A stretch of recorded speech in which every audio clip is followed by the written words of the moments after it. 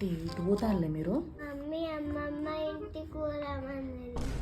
పెద్ద ప్లానింగ్ వేసుకున్నారు మీరు. ఇప్పుడు ఇట్లా వేసి పోయేటట్టున్నారు వీళ్ళు. చూస్తా ఎట్లా పోతారో చూస్తా.